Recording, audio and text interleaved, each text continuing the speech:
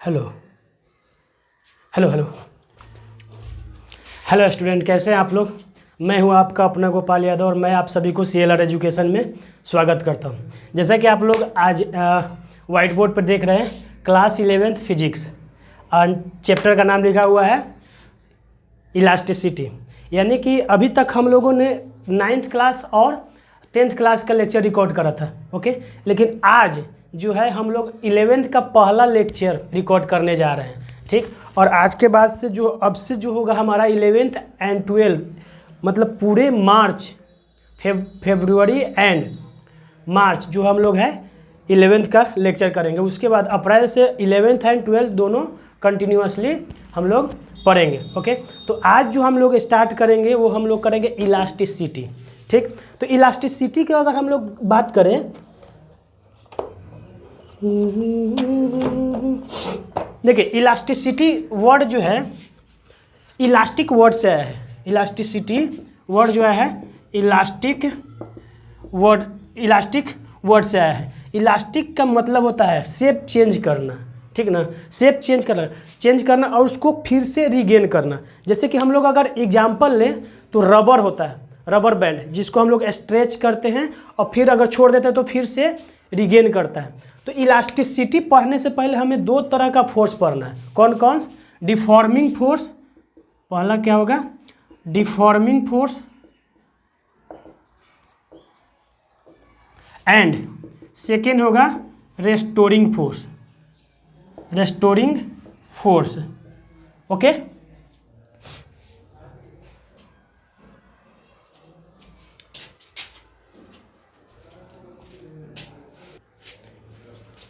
तो अभी हम लोग को क्या पढ़ना है? Deforming force and reforming force. Deforming का मतलब होता है कि मान लीजिए ये कोई हम ब्लॉक लिए या कोई भी मटेरियल लिए, ठीक। इस पे हम फोर्स लगा रहे हैं, ठीक। फोर्स लगा रहे हैं तो ये क्या हो रहा है, इसका शेप एंड साइज जो होगा क्या हो जाएगा, चेंज हो जाएगा। तो इसका जो फोर्स शेप एंड साइज को चेंज कर देगा उसको हम लोग क्या बोलेंगे, डिफॉर्मिंग फोर्स।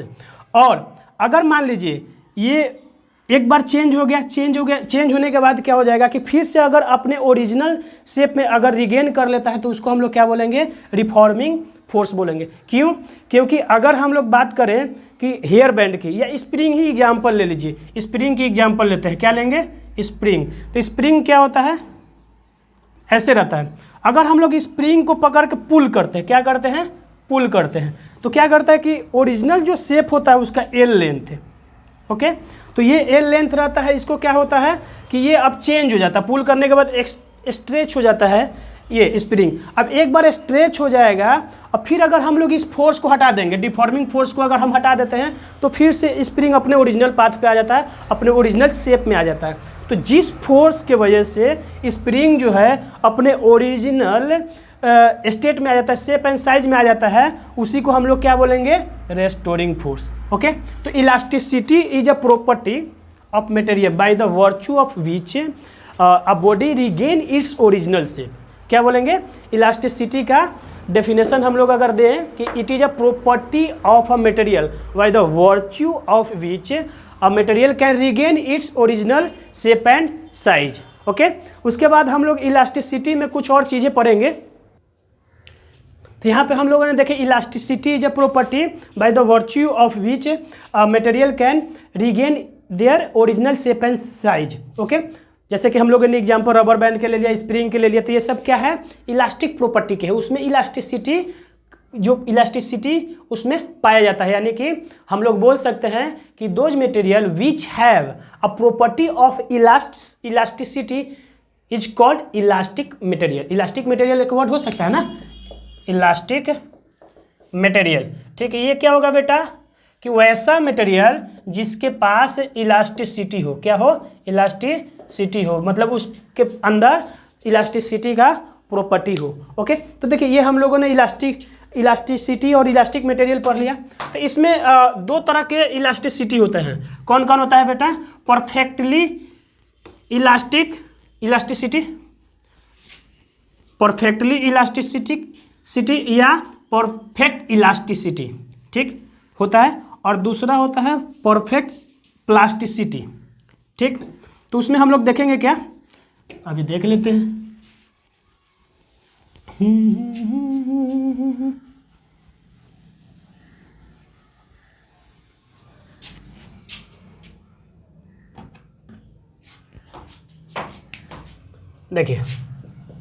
पहला इसमें परफेक्टली इलास्टिक। ओके, तो देखिए ये क्या है मटेरियल, कि वैसा मटेरियल जो एक बार डिफॉर्म हो जाए, मीन्स एक बार उसका शेप अगर साइज चेंज हो गया तो फिर से वो क्या हो जाए, रिफॉर्म हो जाए, मतलब ओरिजिनल शेप एंड साइज में आ जाए। जैसे कि अभी हम लोगों ने एग्जांपल लिया ये स्प्रिंग का, तो स्प्रिंग हमारा क्या है, परफेक्टली इलास्टिक मटेरियल है। रबर बैंड की अगर बात करें, जो गर्ल्स और बहुत रबर बैंड तो गर्ल्स जनरली बाल वगैरह बांधने के लिए यूज करते हैं, वो उसकी बात करें तो हम लोग क्या करते हैं कि उसको एक बार शेप साइज चेंज कर देते हैं तो फिर से वो अपना शेप एंड साइज में रिगेन हो जाता है, तो उसको हम लोग क्या बोलेंगे, परफेक्टली इलास्टिक मटेरियल बोलेंगे। ठीक, या हम लोग बोले क्वार्ज फाइबर करके आता है, क्वार्ज फाइबर, ये बेस्ट एग्जाम्पल जो होता है इसका ये होता है क्वार्ज फाइबर। ये जो होता है परफेक्टली इलास्टिक मटेरियल होता है, ठीक ना, ये परफेक्टली इलास्टिक का बेस्ट एग्जांपल होता है। ठीक, वैसा मटेरियल जो खुद का शेप एंड साइज जो है ओरिजिनल में डिफॉर्म होने के बाद फिर से रिफॉर्म हो जाए, यानी कि मान लीजिए ये मान लीजिए ये मटेरियल है, इसका शेप चेंज हो गया ऐसे, ठीक, तो ये क्या हो गया, डिफॉर्म हो गया। ओके, डिफॉर्म हो गया। अगर डिफॉर्म होने के बाद फिर से अगर ये इस शेप में वापस आ जाता है, यानी कि रिफॉर्म हो जाता है या रीस्टोर हो जाता है, तो वैसे मटेरियल को क्या बोलेंगे बेटा, परफेक्टली इलास्टिक मटेरियल बोलेंगे। अब दूसरी मटेरियल होता है परफेक्टली प्लास्टिक मटेरियल। ओके, तो देखिए परफेक्टली प्लास्टिक मतलब इसका मतलब क्या हो गया, परफेक्टली प्लास्टिक। तो वैसा मटेरियल जो एक बार डिफॉर्म हो जाए डिफॉर्मिंग फोर्स के वजह से, तो दोबारा वो रिफॉर्म ना हो पाए और ना ही वो रिगेन कर सकता अपना शेप एंड साइज, मतलब ओरिजिनल शेप एंड साइज को वो रिगेन कर ही नहीं सकता है। तो वैसे मटेरियल को हम लोग क्या बोलेंगे, परफेक्टली प्लास्टिक। मतलब एक बार डिफॉर्म हो गया, उसकी शेप एंड साइज चेंज हो गया। ओके, तो वो फिर से ओरिजिनल शेप एंड साइज में नहीं आ पाएगा, अगर आएगा भी तो बहुत कम, यानी ना के बराबर ही आएगा। मतलब एक बार हो गया, यानी कि मान लीजिए कोई चीज़ को हम लोग एक्सटेंड कर रहे हैं, ठीक, किसी चीज़ को हम लोग पुल कर रहे हैं, पुल करके उसके साइज को बढ़ा दिए तो वो उसी साइज में फिर से रह गया, फिर ओरिजिनल शेप एंड साइज में अपना नहीं आया, तो उसको हम लोग क्या बोलेंगे, परफेक्टली प्लास्टिक मटेरियल बोलेंगे। इसमें एक और चीज़ हम लोग को पढ़ना है बेटा, लिमिट ऑफ इलास्टिसिटी। तीसरा चीज़ पढ़ना है लिमिट ऑफ इलास्टिसिटी। तो ये होता है बेटा लिमिट, देखो वर्ड से ही पता चल रहा है, ठीक ना, कि लिमिट ऑफ इलास्टिसिटी क्या हो सकता है। देखो लिमिट ऑफ इलास्टिसिटी ऐसे हो सकता है कि मान लीजिए कि कोई डिफॉर्मिंग फोर्स होता है, maximum deforming force by which a material can restore their shape and size. मतलब मैक्सिमम फोर्स जहाँ पे मान लीजिए कि मैक्सिमम ये इसको डिफॉर्म करने में हम 50 न्यूटन लगा दिए, कितना, 50 न्यूटन। ओके, तो 50 न्यूटन तक का फोर्स अगर इसमें डिफॉर्म करने में लग रहा है, ठीक, डिफॉर्म करने में लग रहा है, ठीक, अगर ये फिर से रिगेन कर जा रहा है, रीस्टोर कर रहा है, फिर अगर रीस्टोर कर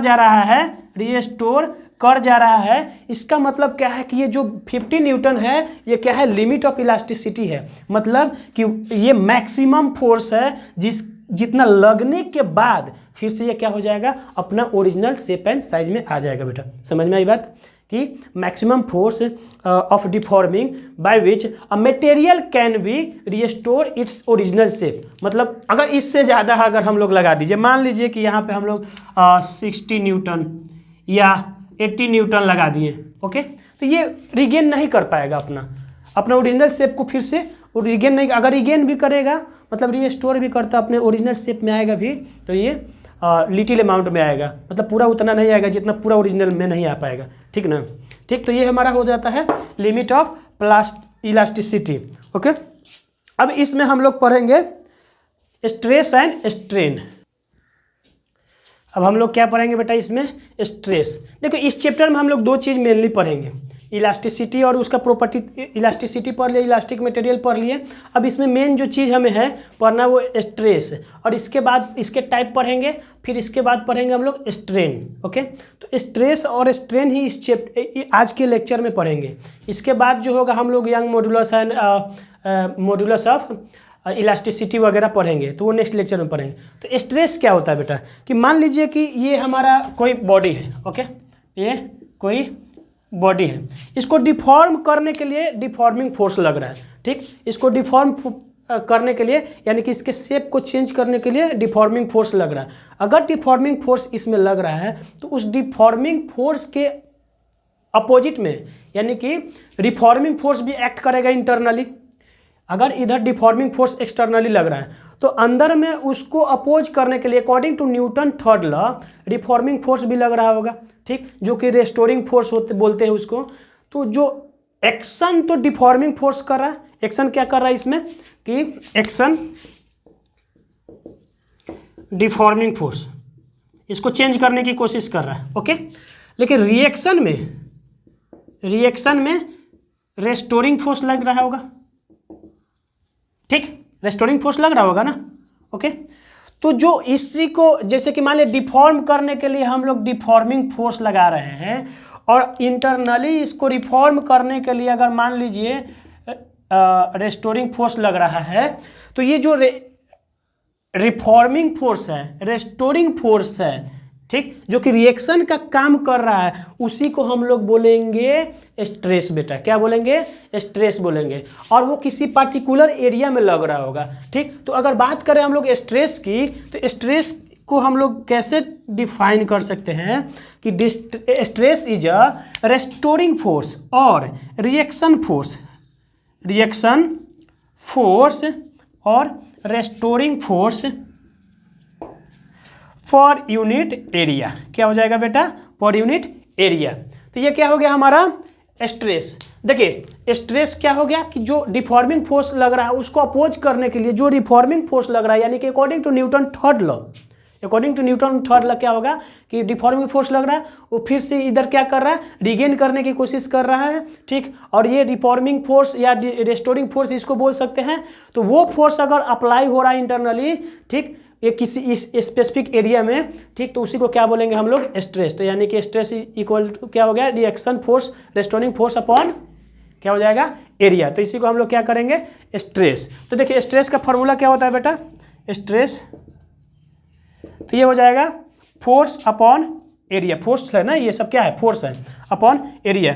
अब अगर इसकी हम लोग बात करें एसआई यूनिट की बात करें, तो एसआई यूनिट क्या हो जाएगा, फोर्स का यूनिट होता है न्यूटन, और एरिया क्या हो जाता है, मीटर स्क्वायर। तो यानी कि न्यूटन मीटर स्क्वायर बोल सकते हैं। ओके, न्यूटन पर मीटर स्क्वायर इसका हम लोग ये बोलेंगे। ठीक, एसआई यूनिट। ठीक, अब हम लोग पढ़े कि स्ट्रेस कितने तरह के होते हैं। तो ये बेटा 3 तरह के होते हैं। क्या होता है, 3 तरह के, टेंसाइल स्ट्रेस,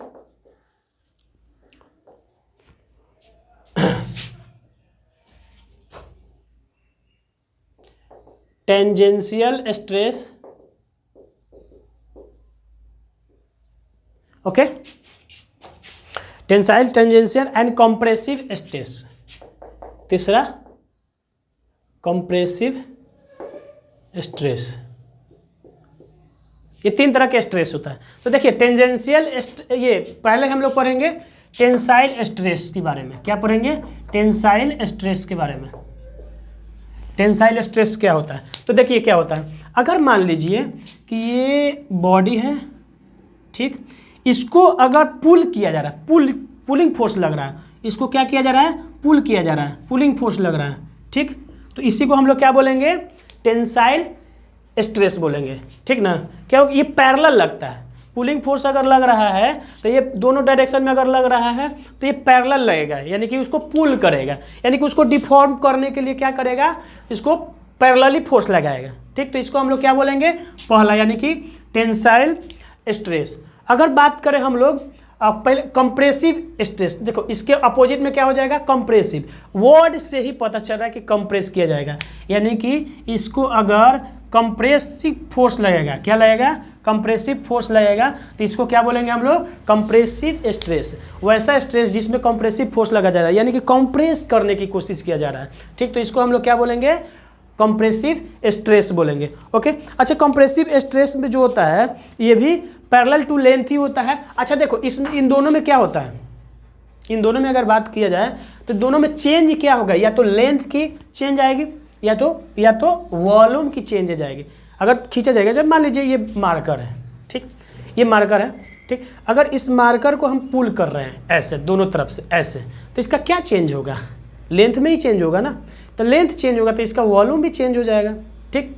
ओके, अगर मान लीजिए इसको हम कंप्रेस कर रहे हैं, इसको कंप्रेस कर रहे हैं, ठीक, तो कंप्रेस करेंगे तो क्या चेंज होगा, लेंथ चेंज होगा, और लेंथ चेंज होगा तो वॉल्यूम चेंज होगा। यानी कि टेंसाइल स्ट्रेस और कंप्रेसिव स्ट्रेस की वजह से क्या चेंज होगा बेटा, लेंथ एंड वॉल्यूम चेंज होता है, ठीक, और दोनों क्या लगता है, पैरेलल टू ईच अदर लगता है। ओके, अब देखिए टेंजेंशियल स्ट्रेस की बात करें हम लोग, तो टेंजेंशियल स्ट्रेस जो होता है टेंजेंशियल फोर्स लगता है इसमें।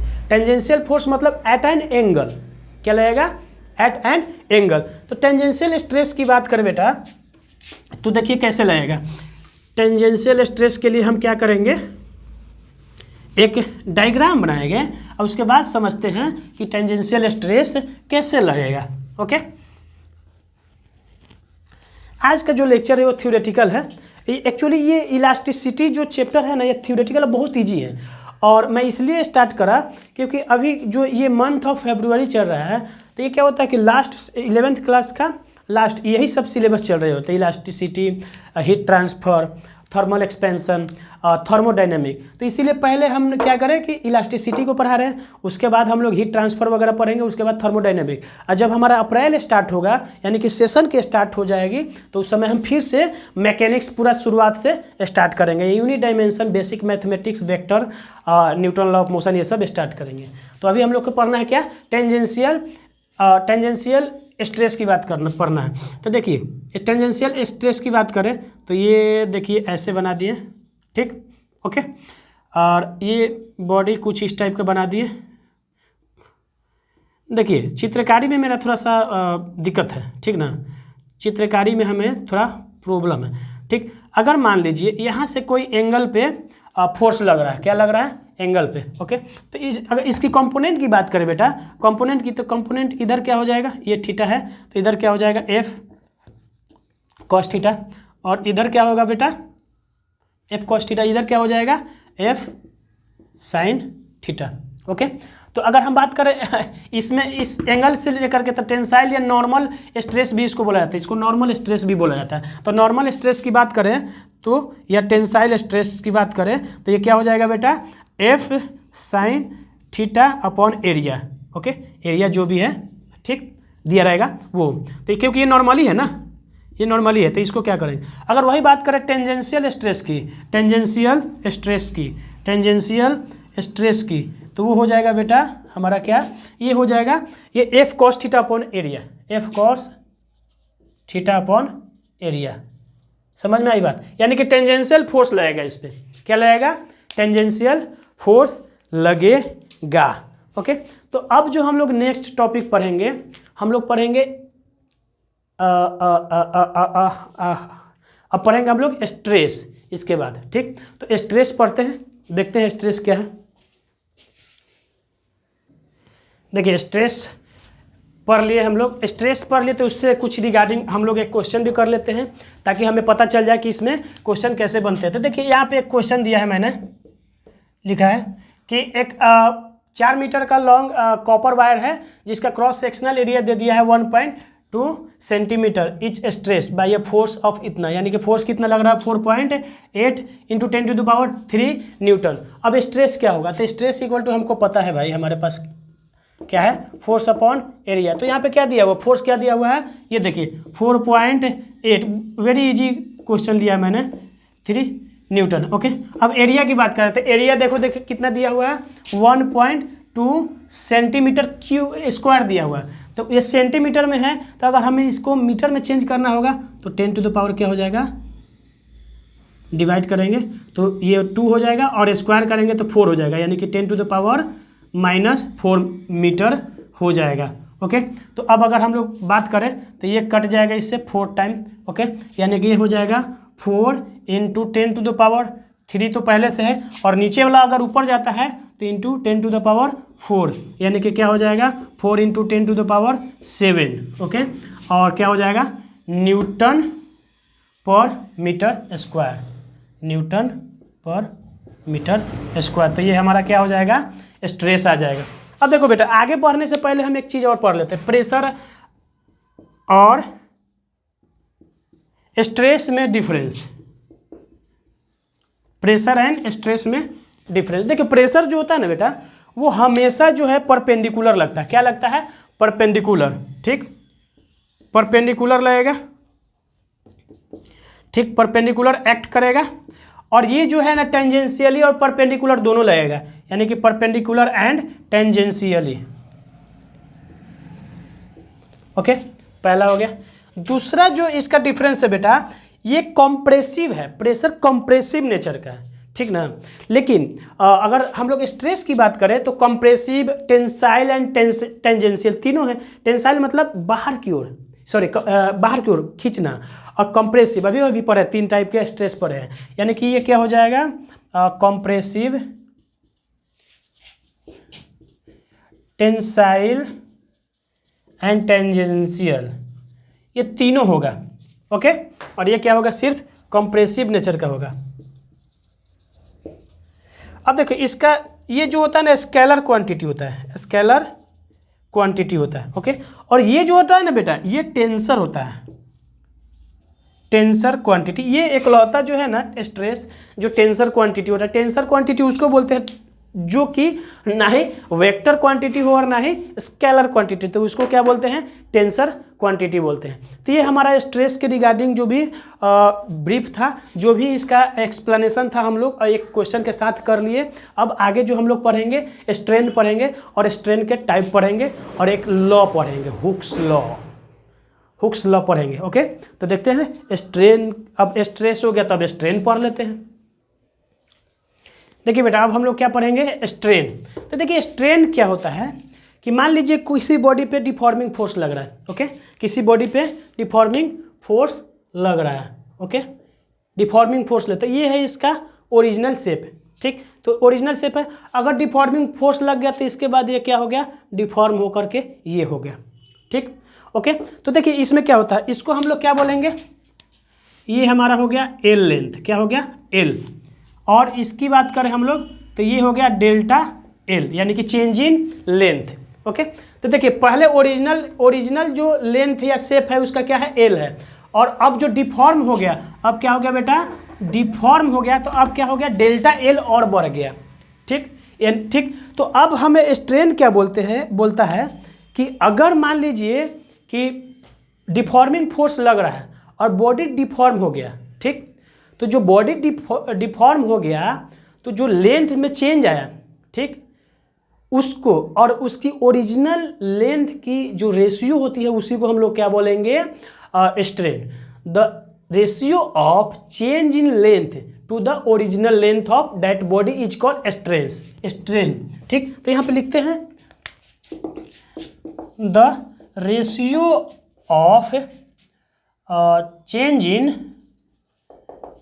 Length to the original length of the body, okay, ये है। यानी कि हम लोग क्या लिख सकते हैं कि स्ट्रेन इक्वल टू हम लोग लिख सकते हैं change in length upon original length, यही होगा ना, यही होगा ना बेटा, ठीक, क्योंकि रेशियो क्या है change in length upon original length. यानी कि स्ट्रेन की अगर बात करें हम लोग, फॉर्मूले की बात करें बेटा, तो ये हो जाएगा क्या चेंज इन लेंथ क्या है डेल्टा एल, यही है ना, चेंज इन लेंथ क्या है डेल्टा एल, और ओरिजिनल लेंथ क्या है एल। यानी कि स्ट्रेन की जो फॉर्मूला हो गई वो क्या हो गई change in length upon original length. अगर इसकी यूनिट की बात करें बेटा, तो चेंज इन लेंथ का भी यूनिट क्या होगा मीटर, और अपॉन ओरिजिनल लेंथ का भी यूनिट क्या होगा मीटर, मीटर मीटर कट गया, यानी कि ये क्या है बेटा यूनिटलेस है, क्या है यूनिट लेस है, यूनिटलेस है। अगर यूनिटलेस है तो इसका डायमेंशन निकलेगा क्या? नहीं, यूनिटलेस है तो इसका डायमेंशन भी नहीं निकलेगा। क्यों? क्योंकि एल एल तो कट गया ना, तो फिर M0 L0 T0 सब जीरो हो जाएगा, यानी कि ये डायमेंशन लेस भी हो जाएगा। क्या हो जाएगा बेटा? डायमेंशन लेस भी है, यानी कि यूनिटलेस एंड डायमेंशन लेस दोनों है। अब देखिए स्ट्रेन जो होता है ना बेटा 3 तरह का होता है। क्या होता है? 3 तरह का। पहला होता है लॉन्गिट्यूडनल स्ट्रेन, ठीक। दूसरा होता है वॉल्यूमेट्रिक स्ट्रेन, ओके। और तीसरा होता है शियरिंग स्ट्रेन, ठीक। अब देखिए इसमें क्या होता है कि लॉन्गिट्यूडनल स्ट्रेन कब बोलेंगे और वॉल्यूमेट्रिक स्ट्रेन कब बोलेंगे एंड शियरिंग स्ट्रेन कब बोलेंगे? स्ट्रेन, ठीक। इसलिए बोल रहा हूँ कि बार बार स्ट्रेस और स्ट्रेन में ये हो जा रहा है, बगलिंग हो रहा है। कभी स्ट्रेन बोल रहा है तो स्ट्रेस निकल जा रहा है, स्ट्रेस बोल रहा है तो स्ट्रेन निकल जा रहा है। इसीलिए 2-3 बार मैंने बोल दिया स्ट्रेन। तुम लोग भी बोल लेना, नहीं तो तुम्हें भी यही होगा, ओके। तो देखिए लॉन्गिट्यूडनल की बात करें बेटा, ठीक। तो लॉन्गिट्यूडनल में क्या होता है कि चेंज इन लेंथ होता है। क्या हो जाएगा? चेंज इन लेंथ, यानी कि हाँ, जैसे इसको मैं मिटा क्यों रहा हूँ, ये जो है लॉन्गिट्यूडनल स्ट्रेन ही है, जो मैंने स्ट्रेन की जो ये लिखा है फॉर्मूला, ठीक। तो ये लॉन्गिट्यूडनल स्ट्रेन ही है, यानी कि कोई बॉडी है, ठीक। कोई बॉडी का अगर ओरिजिनल लेंथ ये एल है जो अभी लिखा था, और जो चेंज इन लेंथ हुआ वो क्या है? डेल्टा एल, ठीक। तो ये original change in length to the original length is called longitudinal strain. तो जो हम लोगों ने ये लिखा था, ठीक, तो इसको हम बोल सकते हैं लॉन्गिट्यूडनल स्ट्रेन, ठीक। क्यों? क्योंकि यहाँ पे क्या हो रहा है? Change in length upon original length आ रहा है। यही हमारा क्या है बेटा? Longitudinal strain. अब बात करें अगर हम वॉल्यूमेट्रिक की चेंज बात करें तो ये होता है बेटा सेकेंड वॉल्यूमेट्रिक। तो इसकी क्या होती है कि इसमें वॉल्यूम चेंज होता है। क्या होगा? देखो वॉल्यूमेट्रिक यानी कि वॉल्यूम वर्ड से बन रहा है, यानी कि जिसका वॉल्यूम चेंज होगा, ठीक, और तो उसका change in volume upon original volume हो जाएगा, ठीक। तो मान लीजिए ये है कोई बॉडी, चलो ये हाँ अंडे के आकार के दिख रहा है, और ये हो गया। तो ये मान लीजिए ओरिजिनल वॉल्यूम है, ये क्या है? ओरिजिनल वॉल्यूम है। ये क्या है? ये वॉल्यूम है। और ये क्या हो गया? चेंज इन वॉल्यूम हो गया। अब क्या हो गया? चेंज इन वॉल्यूम हो गया। तो हम लोग क्या बोलेंगे वॉल्यूमेट्रिक के लिए बोलेंगे कि change in volume upon volume, change in volume upon volume is called volumetric strain, okay. अब शियरिंग स्ट्रेन की बात करें तो अब इसका ये थोड़ा सा मज़ेदार है, बेटा। इसमें मज़े लेते हैं, मज़ेदार है तो मज़े करेंगे यार, फिजिक्स को मज़े में पढ़ना है। देखो स्ट्रेन पढ़ रहे हैं, अपने दिमाग पे स्ट्रेस नहीं लेने का, ठीक ना। हम लोग बोलते अरे यार आजकल स्ट्रेस बढ़ गया है, ये हो गया वो हो गया, कुछ नहीं होता है। अपने दिमाग पे स्ट्रेस नहीं लेने का, क्योंकि अभी हम लोग स्ट्रेन पढ़ रहे हैं ना। देखिए शियरिंग थर्ड क्या है? Shearing strain. तो इसमें क्या होता है बेटा, देखते हैं अभी क्या होगा कि मान लीजिए कि कोई बॉडी ऐसे है, कैसे है? ऐसे, ठीक, ये है, ये हमारा बॉडी है, ठीक। अब इसमें चेंज आ गया कुछ इस टाइप का, ठीक, इस टाइप का, ओके। चेंज आ गया क्या? इस टाइप का, ठीक, ओके। तो ये जो एंगल थीटा बना ना इसके साथ, ये जो एंगल थीटा बना उसी को हम लोग क्या बोलेंगे? स्ट्रेन। क्या बोलेंगे? Shearing strain. देखिए तो ये इसकी लेंथ क्या है? एक्स, क्या है? एक्स, और इसको हम लोगों ने क्या मान लिया है? एल। चलो बुलावा आया है एल, ठीक। तो ये थीटा का वैल्यू क्या होगा? थीटा का वैल्यू हमें निकालना होगा, तो theta equal to x upon L हो जाएगा। ये थीटा इक्वल टू क्या होगा? एक्स अपॉन एल हो जाएगा, ओके। एक्स अपॉन एल क्यों होगा, थीटा की वैल्यू एक्स अपॉन एल क्यों हो गया, हम देखो इस ये एक्स अपॉन एल ही क्यों लिए, एल अपॉन एक्स क्यों नहीं लिए, तो इसके लिए हम लोग एक चीज़ पढ़ते हैं, हम लोग एक चीज़ पढ़ते हैं बेटा टैन थीटा। क्या पढ़ते हैं, टैन थीटा। तो टैन थीटा अगर हमें निकालना है, टैन थीटा तो perpendicular upon base P by B होता है। ओके, क्या होता है, पी बाई बी। तो देखिए एंगल के सामने वाला परपेंडिकुलर हो गया, एंगल के सामने वाला परपेंडिकुलर हो गया ना, और ये क्या हो गया बेटा, इसके लिए बेस हो गया। तो हम लोग बोल सकते हैं ना कि tan theta is equal to x upon L, ये बोल सकते हैं। चूँकि थीटा बहुत छोटा है, थीटा बहुत छोटा है, तो अगर theta is if theta is very small then tan theta is equal to theta, और is equal to theta equal to क्या हो जाएगा, एक्स अपॉन एल। यानी कि ये theta equal to x upon L जो है ना बेटा, यही हमारा क्या है, शियरिंग स्ट्रेन है। क्या है, शियरिंग स्ट्रेन है। अब जैसे ये कैसे निकालेंगे, ऐसे इस टाइप के, मान लीजिए ये है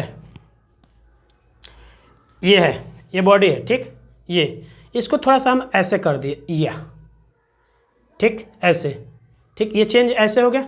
अब इसको थोड़ा सा इसमें, तो इसमें स्ट्रेन एंगल से आएगा, एंगल से आएगा ना, तो इसी को हम लोग क्या बोलते हैं, शियरिंग स्ट्रेन बोलते हैं। ओके, समझ में आ गई बात। तो देखिए हम लोगों ने क्या पढ़ लिया अभी कि स्ट्रेस पढ़ लिया, लॉन्गिट्यूडनल, ये टेंजेंशियल वगैरह, स्ट्रेस भी 3 तरह के पढ़े, स्ट्रेन भी 3 तरह के पढ़े, longitudinal strain, volumetric strain and shearing strain. Okay, तो अब जो हमारा नेक्स्ट टॉपिक है बेटा वो है हुक्स लॉ, हुक्स लॉ, ठीक। उसके बाद हम लोग आगे का नेक्स्ट लेक्चर करेंगे। हेलो, अब हम लोग पढ़ेंगे बेटा इसमें हुक्स लॉ। तो हुक्स लॉ क्या बोलता है कि with in elastic limit, elastic limit जो जानते थे ना कि जिसमें डिफॉर्मिंग फोर्स मैक्सिमम हो, ठीक। तो इलास्टिक लिमिट मतलब वैसा लिमिट होता है जिसके बाद जो है उस लिमिट के अगर क्रॉस कर जाता है फोर्स, डिफॉर्मिंग फोर्स, तो फिर से ऑब्जेक्ट जो है अपने ओरिजिनल शेप में नहीं आता, उसी को हम लोग क्या बोलते हैं, इलास्टिक लिमिट। तो within elastic limit stress is directly proportional to strain, stress is directly proportional to stress. तो क्या यहाँ अकॉर्डिंग टू हुक्स लॉ क्या बोलता है कि stress is directly proportional to strain, क्या होता है, स्ट्रेन। ओके, ठीक।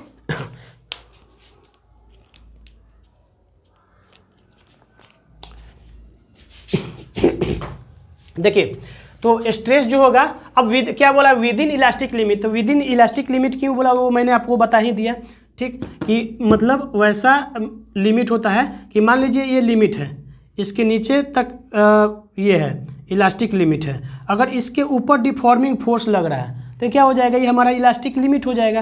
यानी कि इसके ऊपर हमारा डिफॉर्मिंग फोर्स लग रहा है तो रिस्टोर नहीं हो सकता है, डिफॉर्मिंग फोर्स एक्ट नहीं कर पाएगा, ठीक। ओके, तो देखिए अब stress is directly proportional to strain हो गया। ओके, तो देखो इसकी बात अगर करें हम लोग तो यहाँ पे ये प्रोपोर्शनलिटी है, तो इसको हटाने के लिए हम लोग क्या करेंगे, स्ट्रेस इज इक्वल टू का साइन लगाते हैं और एक हम लोग कांस्टेंट लगाते हैं। तो जो कांस्टेंट होगा वो हम लोग कैपिटल वाई लगाएंगे, क्या बोलेंगे, कैपिटल वाई, ठीक, और इनटू स्ट्रेन,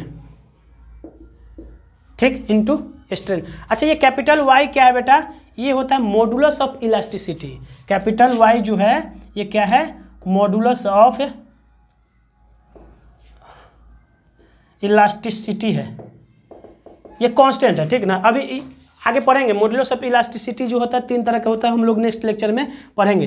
तो इसको क्या बोलेंगे हम लोग, मॉडुलस ऑफ इलास्टिसिटी। तो अगर हमें मॉडुलस ऑफ इलास्टिसिटी की बात करें, modulus of elasticity that is ये इक्वल टू क्या हो जाएगा, ये इधर जा करके क्या हो जाएगा, डिवाइड हो जाएगा, यानी कि स्ट्रेस अपॉन स्ट्रेन, क्या होता है, stress upon strain.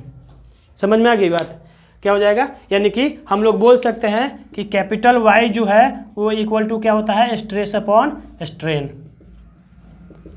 Okay, capital Y is equal to क्या हो जाएगा, स्ट्रेस अपॉन स्ट्रेन। अब देखिए चूंकि हमें पता है कि स्ट्रेन जो होता, अगर इसकी हमें एसआई यूनिट निकालना पड़ा, ये मॉडुलस ऑफ इलास्टिसिटी की एसआई यूनिट निकालना पड़ा, तो हमें पता है कि स्ट्रेन का जो एसआई यूनिट होता है बेटा वो जीरो होता है, मतलब ये यूनिटलेस होता है, क्योंकि लेंथ अपॉन लेंथ अभी काट के हम लोगों ने दिखाया था। ठीक, तो जो स्ट्रेस का यूनिट होगा ना, वही इसका भी यूनिट हो जाएगा। यानी कि स्ट्रेस का यूनिट क्या होता था, फोर्स अपॉन एरिया, यानी कि न्यूटन पर मीटर स्क्वायर। तो यही क्या होगा, कैपिटल वाई का भी यूनिट क्या हो जाएगा, न्यूटन पर मीटर स्क्वायर। समझ में आ गई बात।